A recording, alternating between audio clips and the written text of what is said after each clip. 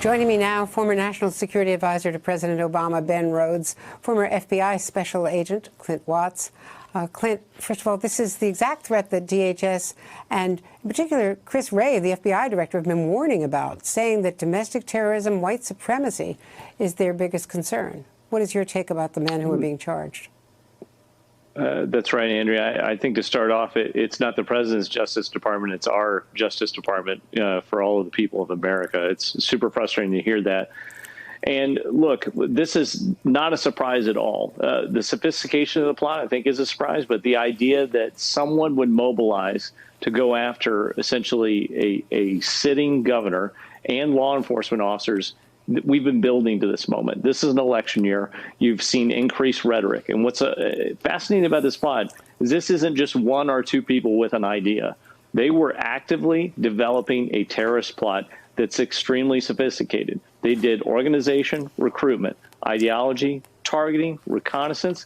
They even prepped and tested devices, and they tried to do fundraising.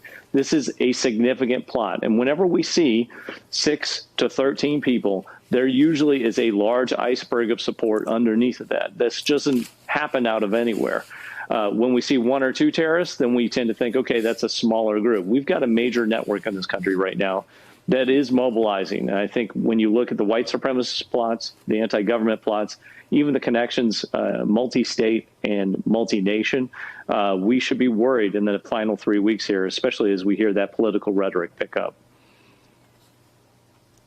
And Ben, when you were Deputy National Security Advisor, you were watching a lot of this mobilizing and taking place. Now here you had the president saying stand by to white supremacists in that debate, then backtracking, Mike Pence not declaring very clearly where they stood on this. How worried are you about threats coming, especially as we approach the election? Well, I'm very worried, Andrea, and this has all the hallmarks of the process of radicalization that we've seen in terrorist groups around the world. And as Clint mentioned, what's particularly dangerous is when it's not just one person consuming something online. And that can lead to a terrible threat of a lone shooter, as we saw in Kenosha, Wisconsin recently. But when people start to come together, the plots grow in ambition and in complexity. And what you need is leaders who are not only applying resources, law enforcement and homeland security resources, to reach into these at-risk communities, but you need leadership. And the common thread for these kinds of terrorist acts is that people feel like their way of life is under assault and they need to fight back. Donald Trump has not only given them inspiration in his rhetoric, he has said things like liberate Michigan.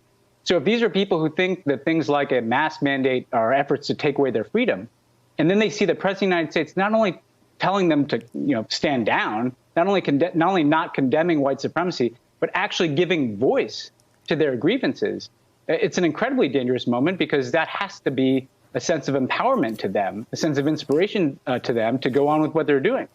So I think it's incumbent on all of us to take this seriously and treat it as what it is, which is the #1 national security and terrorist threat to the United States today and probably for some time to come.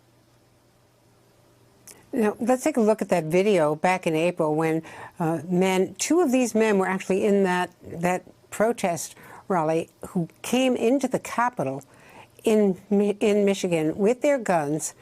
2 of these guys were there, and the FBI did a really good job because they had FBI people there as well trying to get contacts and actually recruiting an undercover guy, right?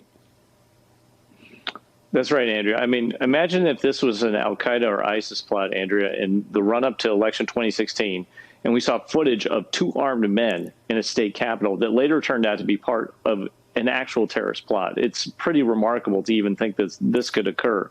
I think separately, what we should look at is the FBI did a pretty outstanding job of actually penetrating into this group, developing human intelligence. That is going to be very critical evidence for advancing this case in court. This is a lot more than just a social media post or somebody having an idea about maybe wanting to do a terrorist attack. This is actually very detailed information. It shows sophistication of the plotters, and it shows that there were real capabilities behind this attack. And so I think the FBI and DHS, while under attack by the president all the time, should be commended for the great effort that they put here and doing it in a timely way before the election. And doing it while Bill Barr, the AG, was actually telling Congress that he was unaware of those threats to lynch the governor of Michigan was completely unaware of the threats from that group.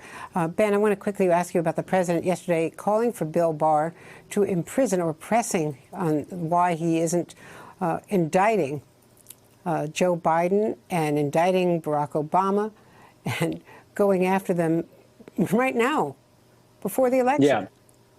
I mean, Andrea, this is something that we expect to see in other countries with authoritarian governments where they seek to imprison their political opponents.